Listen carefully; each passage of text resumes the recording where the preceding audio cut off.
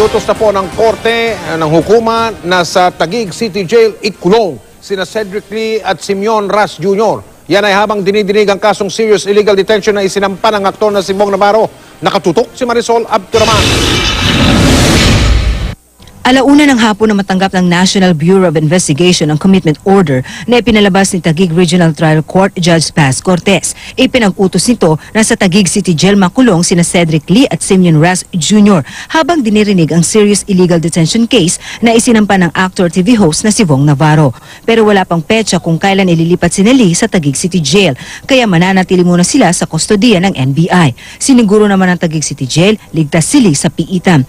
Nakausap naman ng GMA News ang isa sa caretaker ng rest house na tinuluyan ni Lee at Ras sa Barangay 13 Dolores Eastern Samar. Ayon kay Victor, di niya tunay na pangalan, Merkules Santo raw nang sunduin siya ng driver ng isang Benji Picardo na overall caretaker ng rest house. 5 raw lahat ang nasa bahay kasama ang driver, si Benji, si Lee at Ras at isang babae. Bagaman alam daw niya ang tungkol sa kaso ni Lee, di naman daw niya akalain na sila yun. Nagtataka ako bakit napunta sila rito. Ngayon nalaman ko na sila palang hinuhuli dito sa Dolores. Ganun naman pag mga bisita hindi ko kinakausap, nakakahiya Umaasa si Victor na hindi siya masama sa kakasuhan ng NBI dahil sa pagkanlong kina Lee.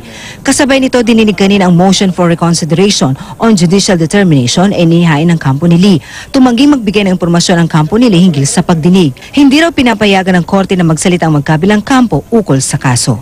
Bukas nakatakda ang arraignment ni Lee sa sala ni Judge Cortez sa Branch 271 para sa kasong illegal detention na isinampa laban sa kanila. Marisol Abduraman, nakatuto 24 oras.